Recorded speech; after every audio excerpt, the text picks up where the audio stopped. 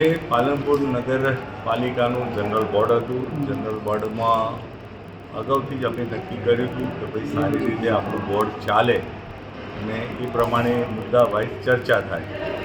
પરંતુ શરૂથી જ કોંગ્રેસના મિત્રોએ એકદમ હાવી થઈ અને ગાળાગાળી ઉપર ઉતરી આવ્યા. મારા ઉપર પણ અને અહીંયા અમારા બેઠેલા ઉપર સ્ટેજ ઉપર બેઠેલા કર્મચારી અધિકારી ઉપર પણ ફાડીને અને કાગળો ફેંકવામાં આવ્યા.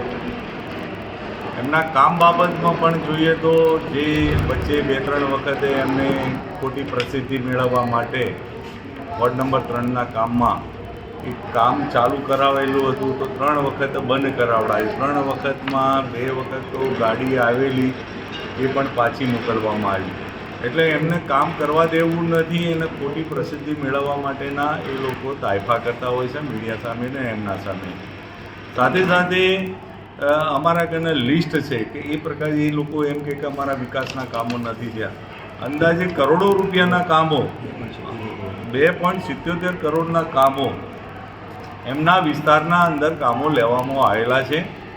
અલગ અલગ ગ્રાન્ટમાં લેવામાં આવેલા છે, અલગ અલગ રીતે લેવામાં આવેલા છે ને કામ પણ થયેલા છે. પણ એમને આજે જે પ્રકારનું એમનું વર્તન હતું એ જો કે એમના સંસ્કાર હતા.